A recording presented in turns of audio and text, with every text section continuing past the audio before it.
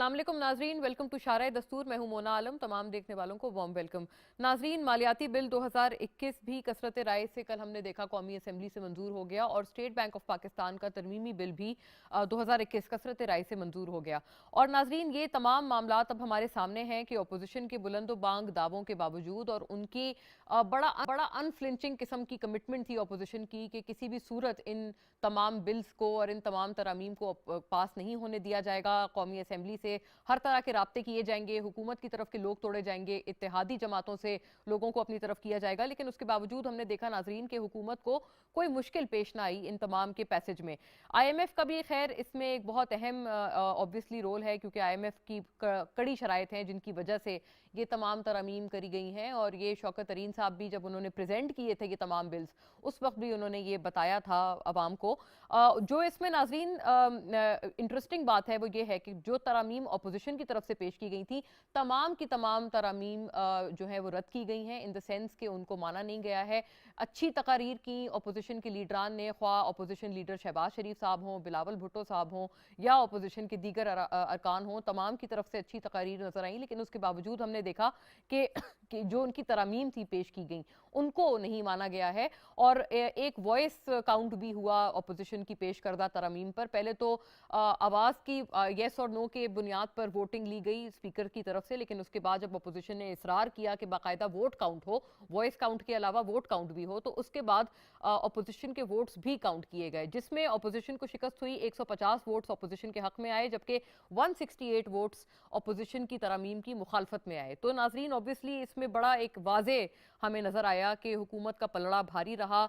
गोया ये कि पार्लिमानी पार्टी का जो इजलास था PTI का, जिसकी सदारत वज़ीर आज़म इमरान खान ने की थी, उसमें हमने खासा जो रिपोर्ट सामने आई उसके बाद उसमें हमने खासा एक इंटरेस्टिंग मुकालमा देखा, बिलखुसूस जनाब परवेज़ खटक और वज़ीर आज़म इमरान खान के बीच। और जो ख़ास तौर पर गैस के किल्लत के हवाले से मसाइल हैं उनको, क्योंकि वज़ीर दिफा जनाब परवेज़ खटक ने उस पूरे इजलास में उन्होंने ये बात की और हुकूमत के काफ़ी अरकान ने महंगाई के हवाले से अपने शिकवे शिकायत किए, तमाम को एड्रेस किया गया। और उसके बाद यही नाजरीन वो तमाम लोग थे, यहाँ तक वज़ीर आज़म इमरान खान ने जो कि रिपोर्ट्स आई हैं उनमें उन्होंने ये तक बात की कि अगर आपने वोट नहीं देना तो ना दें, लेकिन इस मामले में मुझे ब्लैकमेल ना किया जाए और मेरे कोई कारोबार नहीं है तो लिहाजा मैं ब्लैकमेल नहीं होऊंगा। उन्होंने इन तरह के अल्फाज का भी इस्तेमाल किया। लेकिन उसके बाद हमने देखा कि तमाम तर लोग जिनकी तरफ से शिकायत थी वो उसी तमाम मनी बिल्स पर और स्टेट बैंक ऑफ पाकिस्तान के तरमीमी एक्ट्स पर उन्होंने वोट भी दिया। यानी हुकूमत के तो नंबर्स यहाँ पर हमने देखे कि पूरे थे और वो बासानी इन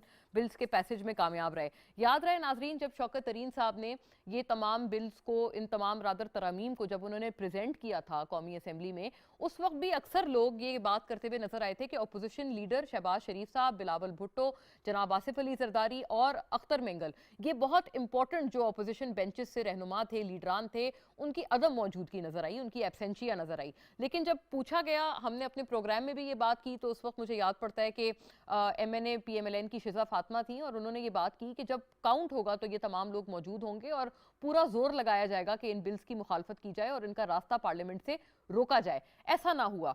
दूसरी बात नाजरीन करने की यह है कि क्या हुकूमत को भी चाहिए था कि कुछ तरामीम अपोजिशन की भी मान ली जाती, तो क्या बेहतर ना होता एटलीस्ट ये कि अपोजिशन को कुछ अपनी इन्वॉल्वमेंट लगती, कुछ ओनरशिप लगती इन तमाम मामलात पर और इन तमाम कानून साजियों पर। जैसे वज़ीर ख़जाना जनाब शौकत तरीन ने भी कुछ अच्छी तरामीम पेश की हैं और उसके बाद इन मनी बिल्स को पास किया गया है, जिसमें यह कि जो आम आवाम पर जिन चीज़ों से टैक्स आयद किया जा रहा है, जिसमें लाल मिर्च है, आयोडाइज्ड सॉल्ट है, बेकरी आइटम्स हैं, लैपटॉप्स हैं, सोलर पैनल्स हैं, ये तमाम वगैरह वगैरह कुछ चीज़ें हैं चीदा चीदा जो कि वज़ीर ख़जाना जनाब शौकत तरीन ने खुद एडवाइस की कि इनके ऊपर से टैक्स एग्जेम्पशंस को विड्रॉ ना किया जाए।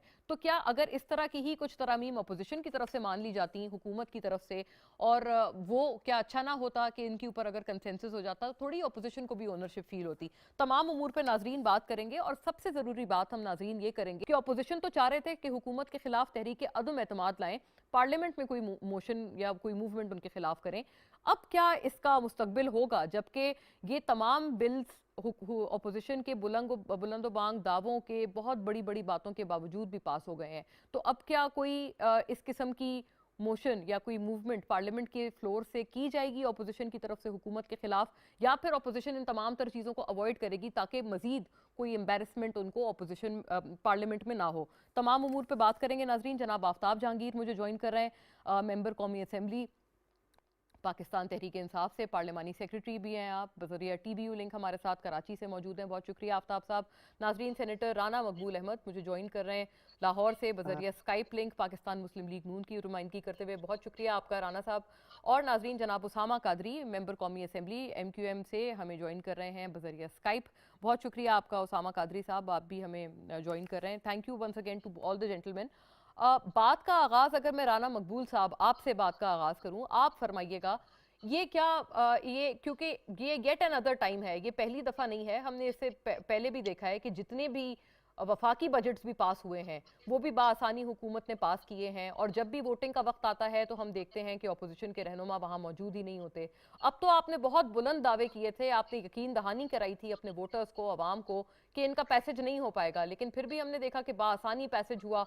आप कोई लोग ना हुकूमत की तरफ से तोड़ पाए ना इत्तेहादी जमातों की तरफ से तोड़ पाए। देखिए, ये डेमोक्रेसी में ऐसे होता है, कोई अजूबे की बात नहीं है। और फिर दूसरी बात ये अपनी अपनी मैनेजमेंट भी है और फिर बैकग्राउंड मैनेजमेंट भी है। और अगर बैकग्राउंड मैनेजमेंट ज़्यादा इम्पोर्टेंट है अपेरेंट मैनेजमेंट से, तो इतनी कोई अपोजिशन के लिए ये कोई नुकसानदेह नहीं है। हाँ, अलबत्ता इस तरह के बजट और इस तरह की जो फाइनेंशियल इनिशिएटिव जो हैं जो लिए गए हैं, ये मुल्क के लिए ज़रूर नुकसानदेह है। मैं समझता हूँ कि ये इसका जो है इस नुकसान को रिपेयर नहीं किया जा सकेगा। वो कहते हैं ना जी कि एक ग्रीक सेइंग है कि once god have decided you to destroy you, they first make you first snatch your balance, क्योंकि मैं वो लफ्ज़ इस्तेमाल नहीं करना चाहता। तो जब ये फैसला कर लिया हो नेचर की कुव्वतों ने, तो वो फिर अक्ल दानिश की कुव्वत को सलब कर लेती है। मसलन आप देखते हैं कि ये इसमें स्टेट बैंक भी आया और फाइनेंशियल रिफॉर्म भी आई। तो ये कभी हुआ है कि अगर आप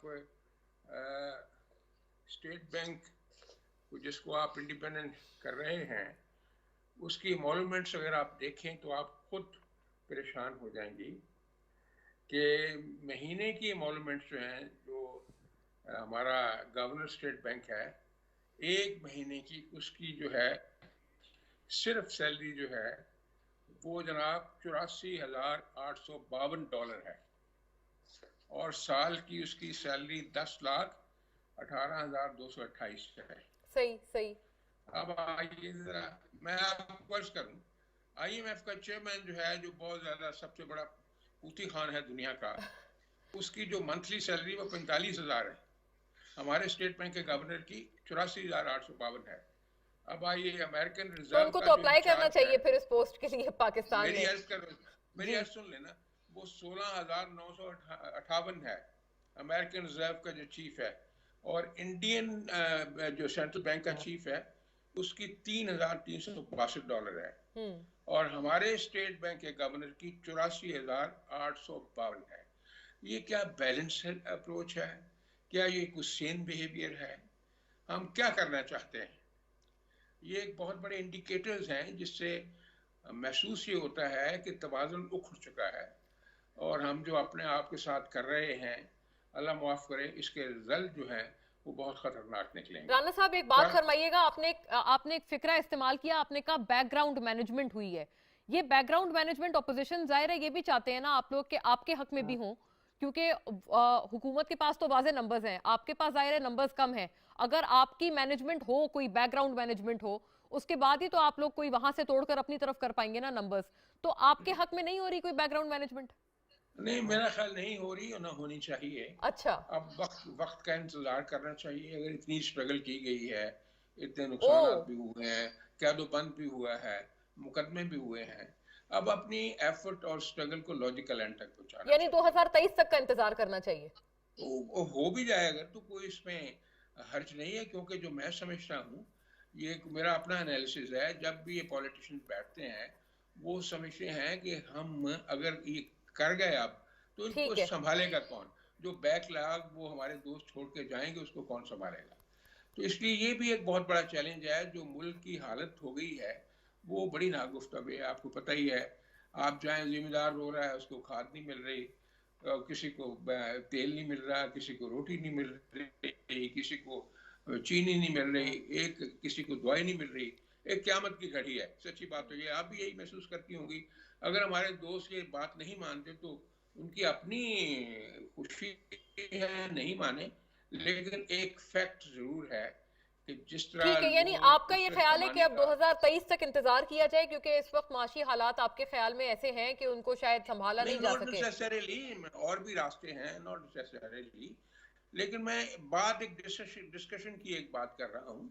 ये कोई सारी फाइनलाइज तो नहीं हुई चीजें। 25 को पीडीएम का एक सेशन है, पता नहीं उसमें क्या फैसला होता है। हो सकता है ये फैसला हो जाए लेकिन कि अभी आपका ये जाती ख्याल रेफर है कि कर। 2023 तक अब वेट ही कर लिया जाए, क्या ये नहीं दुरुस्त है? नहीं, मैं अगर अगर कोई एनालिसिस और मशवरे और तजज़िये के बाद ये फैसला होता है हम्म। तो कोई हर्ज नहीं। अगर उससे पहले वो करना चाहते हैं, जैसे को कहा जा रहा है, पीपल्स पार्टी ने 27 जनवरी को अनाउंस कर दिया है अपनी एजुकेशन प्लान। फेब्रुअरी जी। तो हाँ, फरवरी में। हम्म।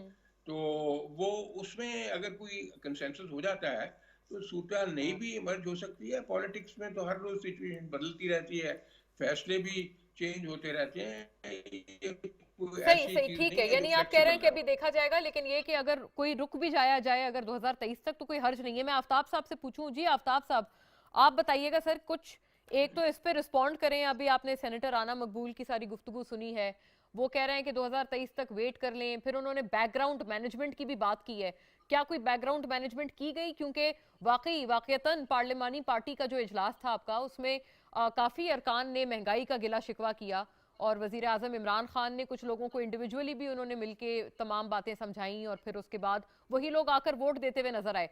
क्या कोई बैकग्राउंड मैनेजमेंट हुई है फिर?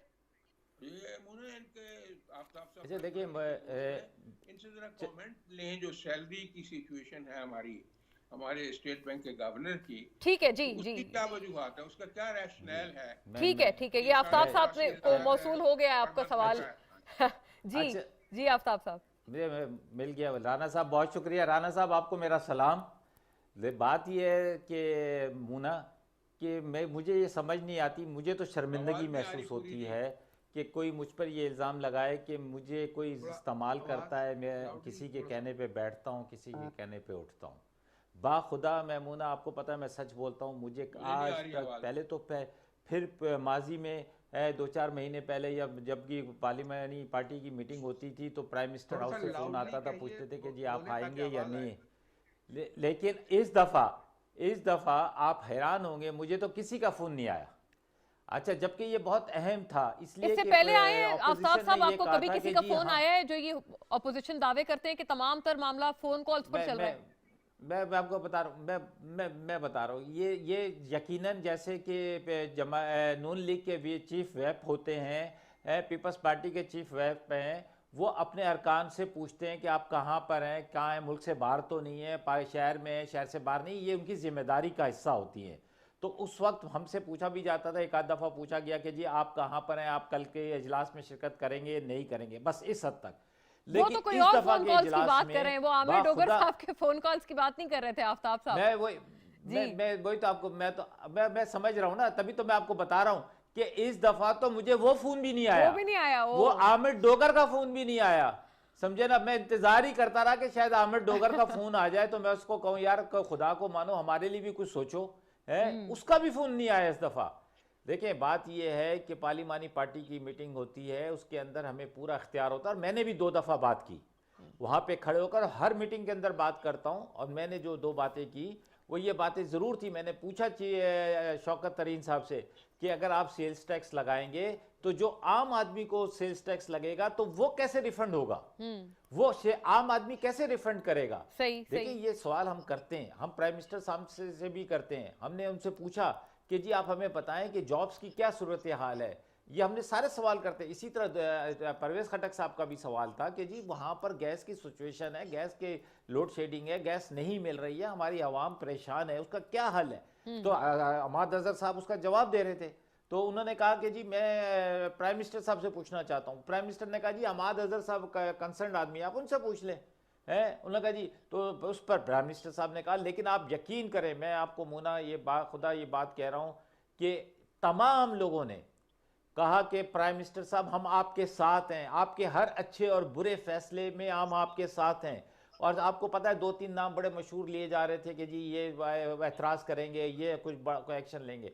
और दूसरी मैनेजमेंट की बात देखें, ये कहते थे कि हम असम्बली के अंदर और असम्बली के बाहर है हम शदीद एहतजाज करेंगे, हम लेट जाएंगे, हम ये नहीं करेंगे और हम बिल नहीं पास होने देंगे, हम ये बजट पास नहीं होने देंगे। और इन्होंने अपील की कि जी पीपल्स पार्टी के और नून लीग के जो वर्कर हैं वो आए कौमी असम्बली के से बाहर आज जमा हो, लेकिन लोग नहीं आए।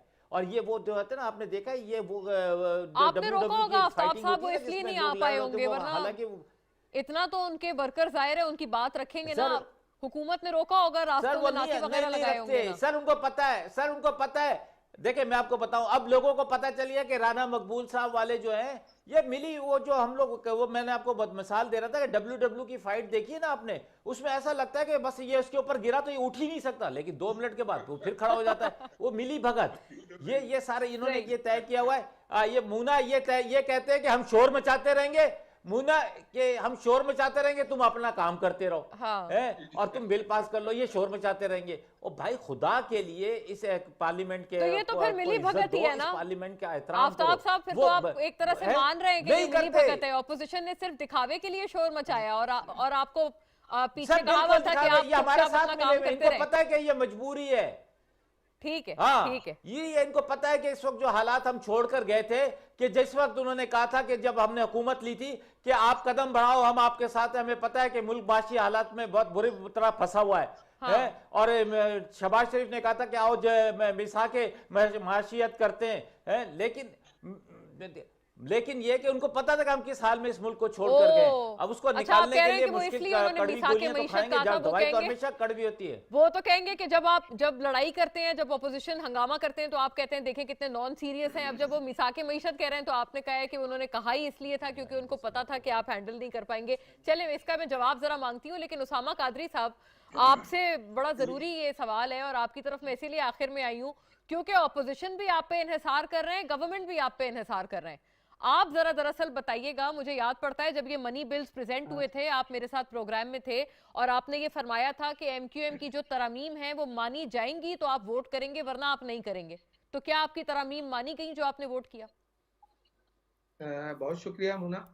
देखिए मैं आपको बता दूं इसमें कि एमक्यूएम ने आज से 10-12 दिन पहले जिस वक्त ये फाइनेंस बिल लाने की बात हुई थी, उस वक्त एक वाज़ेह मौक़िफ़ जो है वो हुकूमत के सामने रख दिया था कि इसमें हमें इस बिल में ये चंद खराबियां नजर आ रही हैं कि जो डायरेक्टली 22 करोड़ जो गरीब और मजलूम अवाम है उसके ऊपर मजीद जो है महंगाई का बम गिराने की कोशिश की जा रही है। तो हम किसी भी ऐसी बुनियादी चीज के ऊपर आपका साथ नहीं देंगे।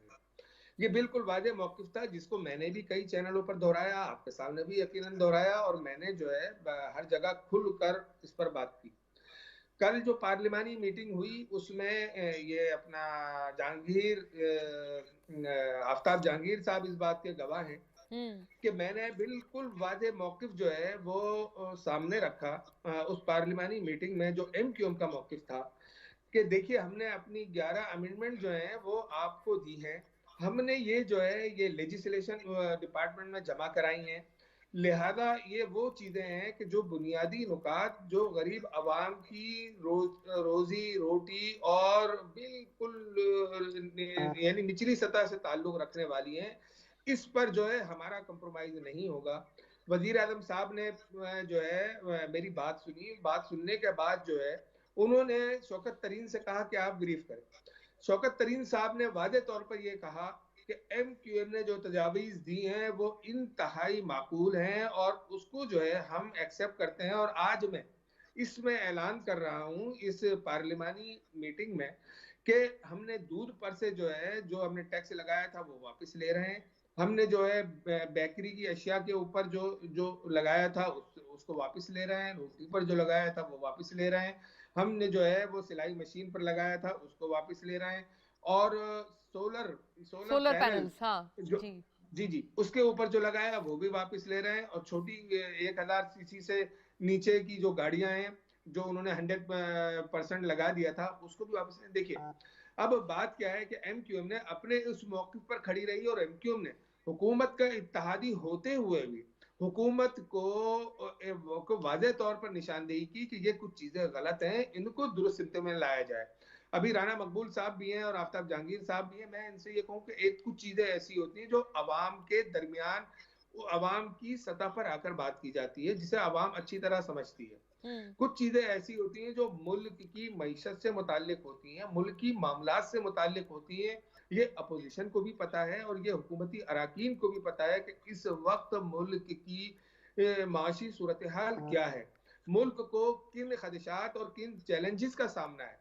क्या उसमें कोई संजीदगी का मुज़ाहिरा क्या अपोज़िशन की जमात से हो रहा है? हम पे तो ये इल्ज़ाम लगा दिया जाता है कि हम जो है शायद वापस आ जाएँगे। देखिए, एमक्यूएम वज़ारतों की मोहताज नहीं है। एमक्यूएम जो है वो ग्रास रूट लेवल के ऊपर जो है अपनी सियासत करती है और अवाम के दरमियान करती है। ये अवाम के दरमियान हमने बैठकर ये बात की कि हम जो है किसी भी सूरत उन चीज़ों के ऊपर जो बुनियादी ज़रूरियात की चीज़ें हैं, हम कंप्रोमाइज़ नहीं करेंगे।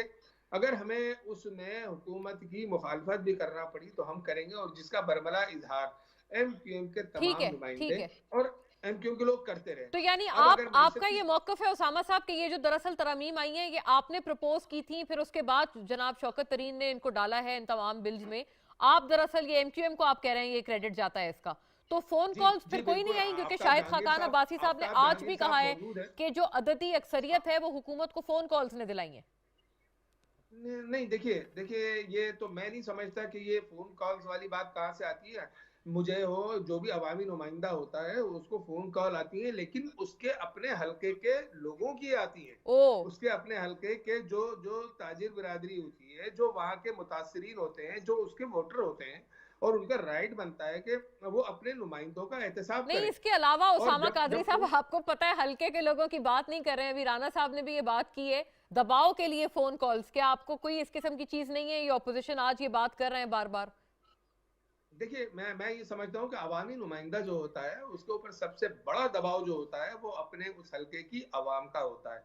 और मैं ये समझता हूँ, मेरे लिए बहुत खुशी की बात है कि मेरे पास फ़ोन आते हैं, मेरे हलके की अवाम के लोग मुझे ठीक फ़ोन है, करते ठीक हैं, है। और वो इसके जो है अलावा मुझे फ़ोन नहीं आते, निशानदेही बता करते दिया हैं, उसामा मेरी कादरी मेरी साहब ने इस्लाह करते हैं।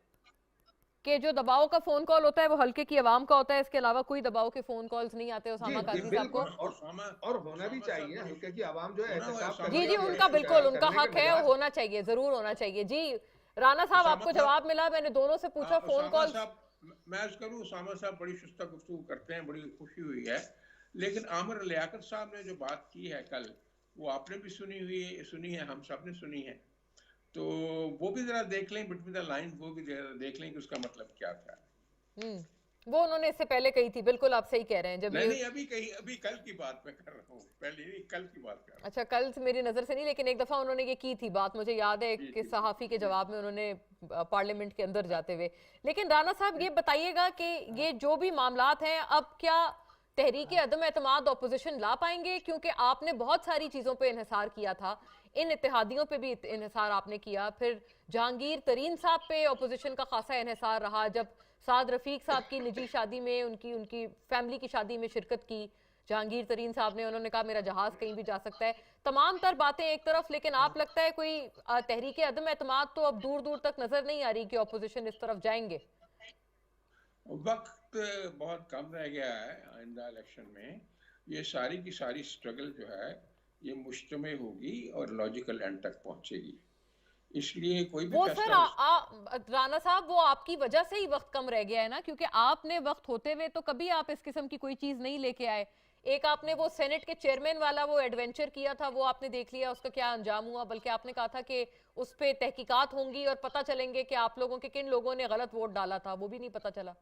लेकिन मैं अर्ज करूं, यूसुफ गिलानी वाला वाकया भी तो दरम्यान में हुआ है ना, वो भी तो आपको पता है ना, जिस तरह वो इलेक्ट हुए हैं और थम्पिंग मेजोरिटी से हुए हैं। तो पॉलिटिक्स में बहुत कुछ होता रहता है, इसलिए कोई डेड एंड नहीं होता, इसमें चीज़ें बदलती रहती हैं और मूव करती रहती हैं। 25 को मीटिंग है पीडीएम की, और हो सकता है को आपस में मेजर अलायंस बन जाए और स्ट्रगल को एक महमीज मिल जाए। इसलिए मैं नहीं समझता लेकिन आप कि दो बातें आप साथ फरमा रहे हैं। एक तरफ आप कह रहे हैं कि कोई अलायंस बन सकता है, लेकिन दूसरी तरफ आप भी ये बात कर रहे हैं कि वक्त बहुत कम रह गया है।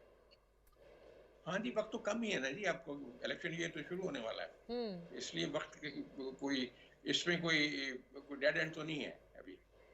तो अल्लाह खैर करेगा इंशाल्लाह। If hopes are dupes, fears may be liars, हमें उम्मीद रखनी चाहिए कि अल्लाह मुल्क के लिए कोई बेहतर करेगा, क्योंकि अभी तो सूरत हाल काफ़ी परेशान कुन भी है, बड़ा गंदा भी है।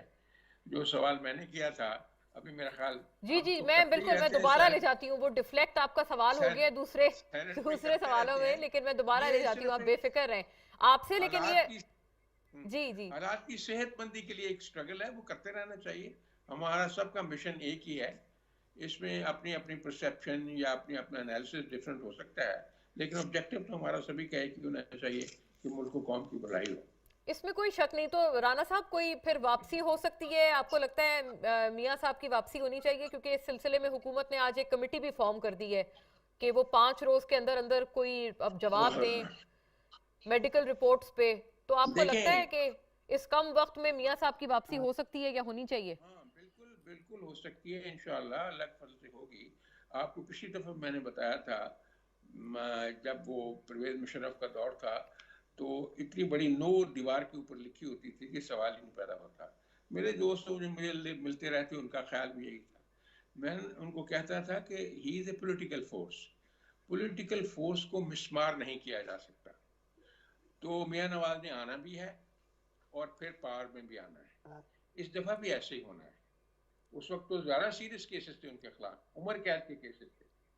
सही अब तो सही, केसेस जो ठीक है। है बहुत ज्यादा वापस भी आना है, फॉल्टी पावर हैं। में भी आना है। आफ्ताब साहब, आप इंशाल्लाह ऐसे ही आप लोग सर ऐसे ही जतन कर रहे हैं, आप लोग कमिटीज बना रहे हैं, उन्होंने खुद अब ही आ जाना है, फिर पावर में भी आना है।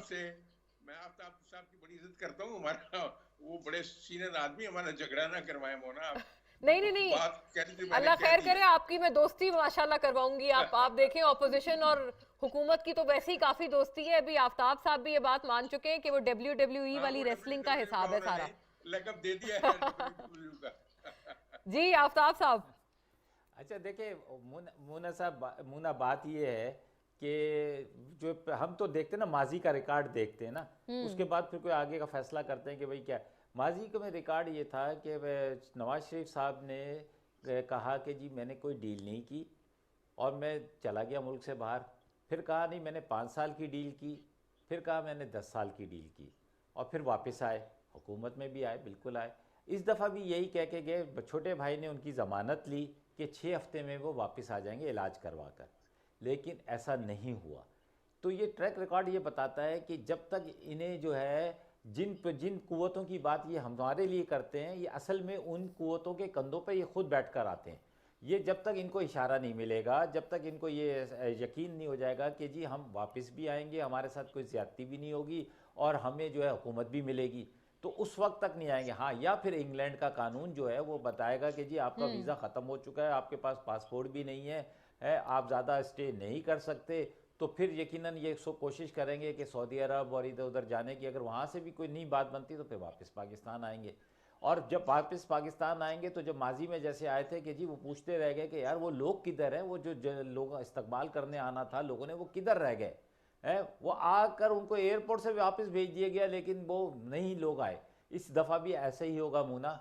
देखिए मैं आपको हकीकत बताऊं, बहादुर आदमी जो है वो मैदान में रहता है, शिकस्त भी होती है, जीत भी होती है, हार भी होती है। सियासत के अंदर भी ऐसा ही है। हमने भी 25 साल स्ट्रगल की है और 25 साल के बाद हम इस स्टेज पर पहुँचे कि अल्लाह हमें हुकूमत मिली, हमने लोगों ने पर एतमाद किया। इन्हें भी 2-2 3-3 दफ़ा मिला। तो अगर ये हुकूमत सही हो गया, लेकिन आफ्ताब साहब ये जरा सियासत करें तो 2 बातें हैं। एक तो ये तो कि ये बहुत अच्छा होगा। राणा साहब थोड़े से आज उनमें राणा साहब में माशाल्लाह बहुत एक जोशीले, आप माशाल्लाह सियासी लीडर हैं, और राणा साहब में थोड़ा वो जोश और वलवला आज कम लग रहा है, थोड़े मेलो हैं आज राणा साहब। बार बार कह रहे हैं कि वक्त है कम रह गया है।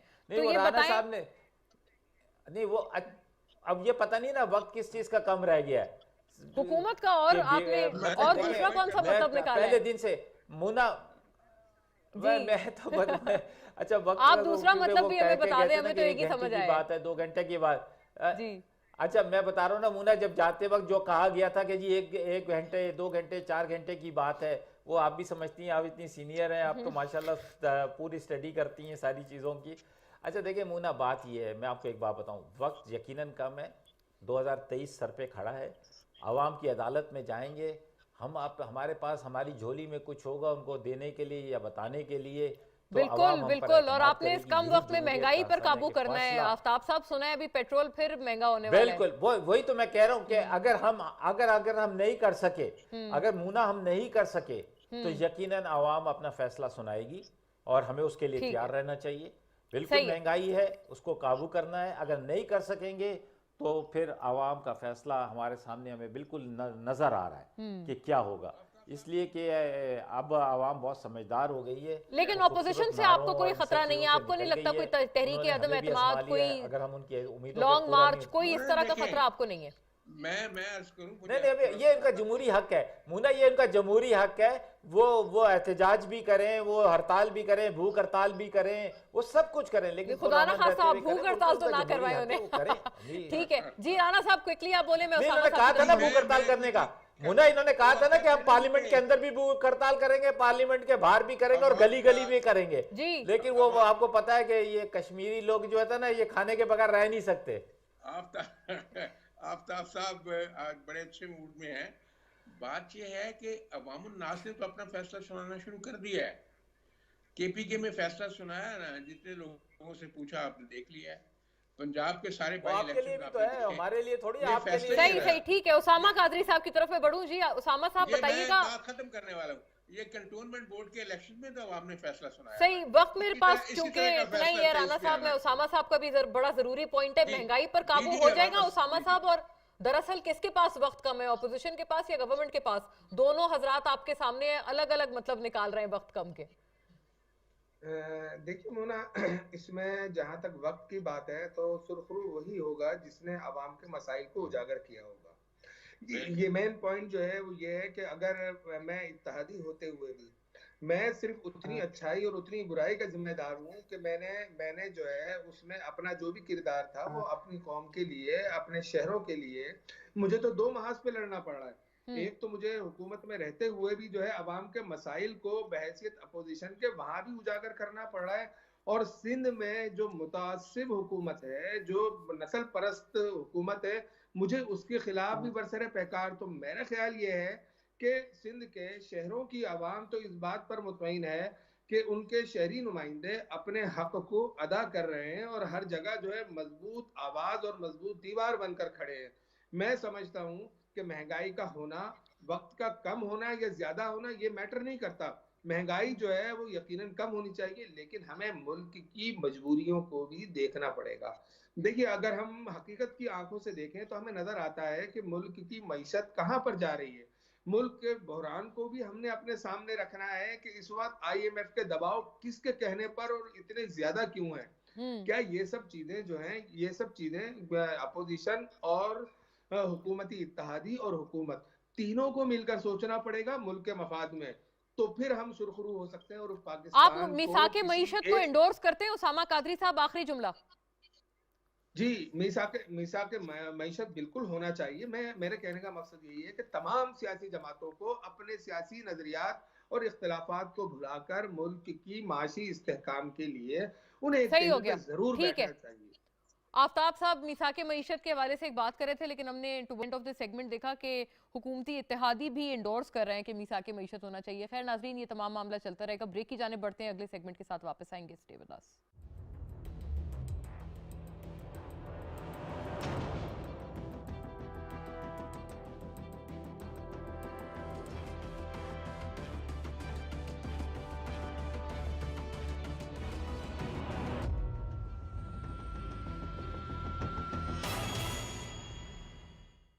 वेलकम बैक नाजरीन। अगले सेगमेंट की तरफ रुख करते हैं। ऐसा लगता है कि कोविड का जो एक वार है बदकिस्मती से दुनिया भर में, एक तो उसकी शिद्दत बढ़ी है और पाकिस्तान में भी कुछ ऐसा ही नजर आता है।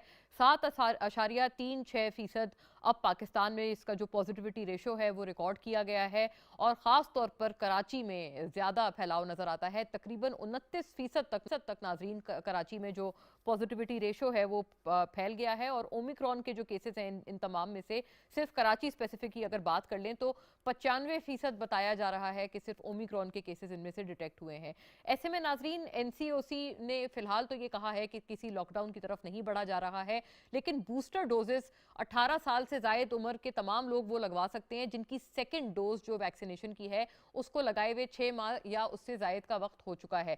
तो ऐसे में नाजरीन एक तो पाकिस्तान स्पेसिफिक जो सिनेरियो है उसकी बात भी करेंगे, लेकिन आलमी सतह पर क्या किस तरह से इसको देखा जा रहा है। बहुत सारे बरतानवी यूरोपियन ममालिक हैं, अमरीकी ममालिक हैं, वहाँ पर हम देखते हैं कि सख्तियाँ बढ़ी हैं, पाबंदियाँ भी मज़ीद बढ़ी हैं। तो ऐसे में WHO ने कुछ इसके इलाज वगैरह के हवाले से भी बात की है। कुछ बरतानवी माहिरीन ये कहते हुए नज़र आए हैं कि जोड़ों की कुछ अद्वियात को मिलाकर इसका एक इलाज हो सकता है और एक जो कुव्वत मदाफियत जिन लोगों की कम है उनके लिए भी एक नया जो ट्रीटमेंट है एंटीबॉडीज़, मसनूई एंटीबॉडीज़ का, वो एक है जो तजवीज़ दी गई है ब्रिटिश माहिरीन की तरफ से। लेकिन WHO का कहना है कि अभी क़ब्ल वक्त है ये कहना कि ये इलाज कितना इफेक्टिव होगा कोरोना वायरस के खिलाफ। तमाम तर उमूर पर बात करने के लिए नाजरीन जनाब डॉक्टर अताउर रहमान अब मेरे सेगमेंट में मौजूद हैं और बज़रिया स्काइप मुझे ज्वाइन कर रहे हैं। माया नाज ऑर्गेनिक केमिस्ट हैं आप और चेयरमैन भी हैं वज़ीर आज़म इमरान खान की टास्क फोर्स के इन तमाम मामलात पर। बहुत शुक्रिया आपका डॉक्टर साहब, thank you for your presence sir.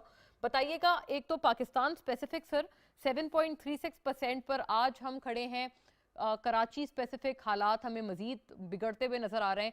आपका क्या ख्याल है कि अभी सिचुएशन क्या हमारे कंट्रोल में है या खुदा ना खास्ता आप समझते हैं प्रीएम्प्टिवली किसी लॉकडाउन की जानिब हमें बढ़ना पड़ सकता है?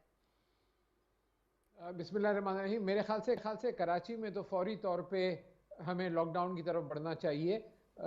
कंप्लीटली सिटी, पूरे शहर को लॉकडाउन नहीं तो कम अज़ कम स्कूल्स, कॉलेजेस, यूनिवर्सिटीज़ को बंद करना चाहिए, शादी हॉल्स को बंद करना चाहिए, शॉपिंग सेंटर्स को बंद करना चाहिए और वो सारे SOPs जो हमने पहले लागू किए थे उसको सख्ती से करना चाहिए, क्योंकि कराची की सिचुएशन तो अब बिल्कुल आउट ऑफ कंट्रोल हो रही है और इसका इम्पैक्ट आप 2 से 3 हफ्ते बाद हॉस्पिटल्स में देखेंगी, क्योंकि इस कोरोना इस पर्टिकुलर वेरिएंट की हालांकि मोर्टेलिटी रेट कम है डेल्टा के मुकाबले में, लेकिन फैलाव इतना ज़्यादा है कि ओवरऑल पेशेंट्स की तादाद जो है वो डेल्टा से ज़्यादा एक्सपेक्टेड है जो शदीद बीमारी और मौत में मुब्तला होंगे इसकी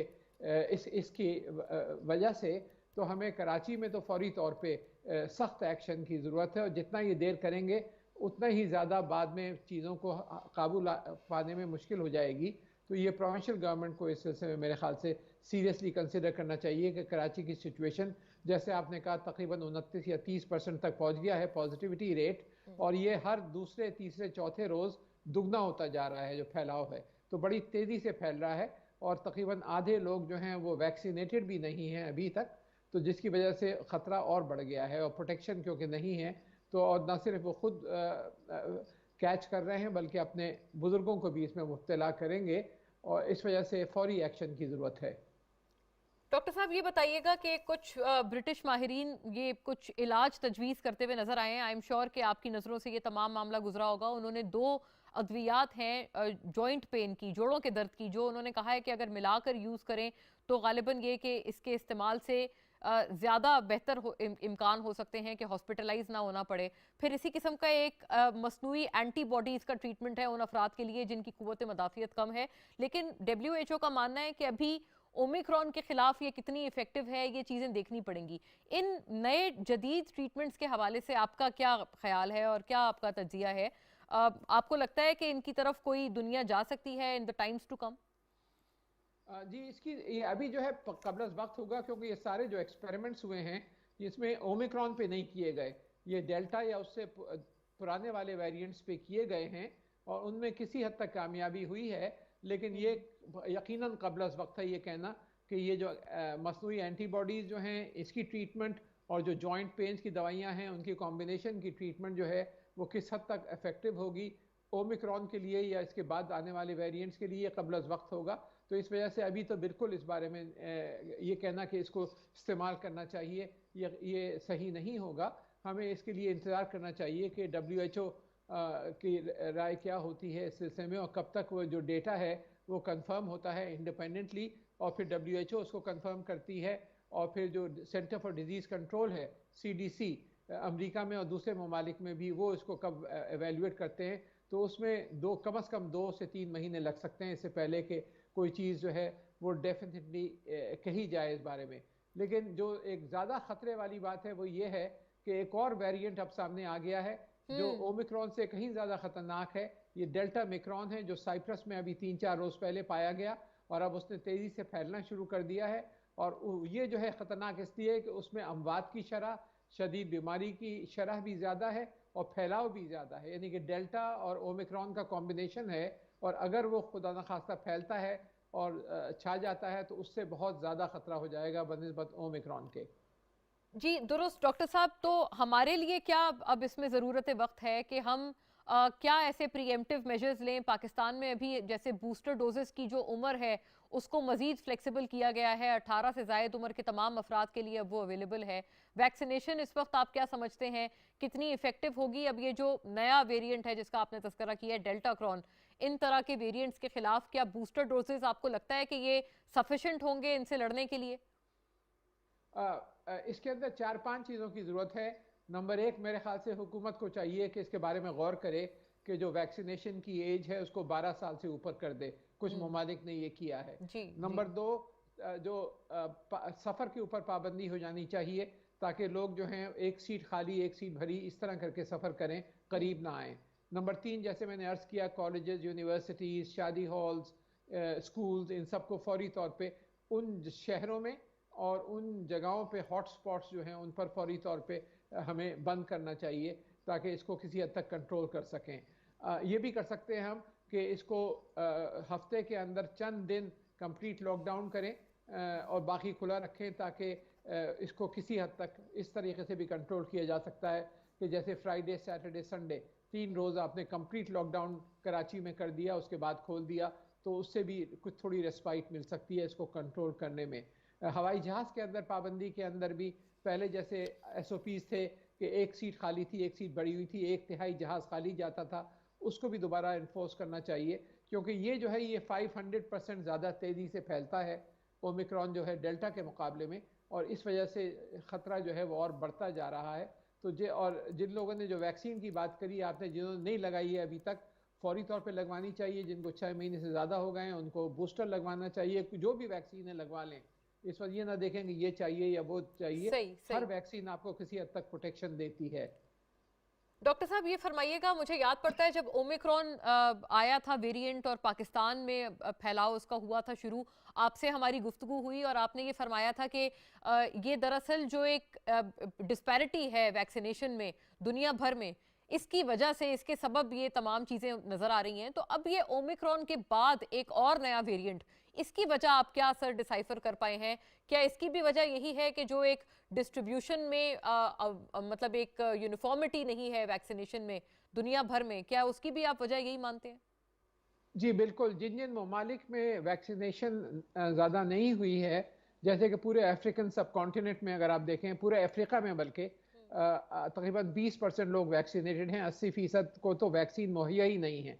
वैक्सीन लगवाना भी चाहें तो नहीं लग सकती, क्योंकि कुछ दूसरे ममालिक ने होर्डिंग कर ली है, अपने पॉपुलेशन से कहीं ज़्यादा वैक्सीन ऑर्डर करके और उसको कब्जा कर लिया है। कनाडा उसमें शामिल है, बरतानिया उसमें शामिल है, कि यूरोप के और दूसरे ममालिक हैं जिन्होंने 300-400% ज़्यादा वैक्सीन खरीद कर अपने पास जमा कर ली हैं, और इसकी वजह से बाकी ममालिक के पास जो है वैक्सीन जो है नहीं पहुँच पा रही। तो उस वजह से जहाँ जहाँ वैक्सीन नहीं पहुँच पा रही वहाँ पे म्यूटेशन ज़्यादा हो रही हैं, और म्यूटेशन ज़्यादा होती हैं तो फिर कोई चांस ये पैदा हो जाता है कि कोई ऐसा वेरिएंट सामने आ जाएगा जो छा जाएगा पुराने वेरिएंट्स पे, और यही हुआ है डेल्टा के सिलसिले में और दूसरे वेरिएंट्स के सिलसिले में। और ये जो साइप्रस में पाया गया है, ये भी कोई यही ख्याल किया जा सकता है कि शायद ये अफ्रीका से शुरू हुआ हो या कहीं और ममालिक से, क्योंकि जब तक कि आपकी 70, 80, 90% पॉपुलेशन वैक्सीनेट नहीं हो जाती, जब तक ये दबेगा नहीं, और ये नई नई शक्लें बदल के सामने आता रहेगा, और 4th, 5वीं, 6ठी, 7वीं वेव्स आती रहेंगी, और फिर इसका चांस बिल्कुल मौजूद है कि ऐसी ख़तरनाक कोई वेरिएंट डेवलप हो जाए जिसमें डेथ रेट, मोर्टेलिटी रेट, अमवात की शरह जो है वो वही हो जाए जो कि सार्स या मर्ज में थी, जिसमें 8 से 10% लोग जो थे जो मुब्तला होते थे वो इंतकाल कर जाते थे। तो अगर वो खुदा ना खास्ता पैदा हो जाता है, जबकि मौजूदा वेरिएंट से इसमें 1 या 2% शरह है अमवात की, तो फिर तो एक क़यामत का समा होगा। बिल्कुल बिल्कुल। तो नाजरीन, इसमें फौरी तौर पर इक़दामात की ज़रूरत है। बहुत शुक्रिया प्रोफेसर डॉक्टर अताउर रहमान नाजरीन हमारे साथ इस सेगमेंट में मौजूद थे और बहुत रेड फ्लैग्स उन्होंने रेस किए हैं ओमिक्रॉन और डेल्टाक्रॉन दोनों के हवाले से, और इस वक्त क्या ज़रूरत है वक्त है इसके ऊपर भी उन्होंने बात की। उनका ये ख्याल था कि गालिबन NCOC has to review its decision कि जो लॉकडाउन फिलहाल नहीं करना है, तो वो उनका ये ख्याल है कि एटलीस्ट जो सबसे अफेक्टेड एरियाज हैं वहाँ पर फौरी तौर पर लॉकडाउन इन्फोर्स किया जाए और एसओपीज़ की पाबंदी को यकीनी बनाया जाए। देखने का शुक्रिया नाजरीन, अल्लाह हाफिज़।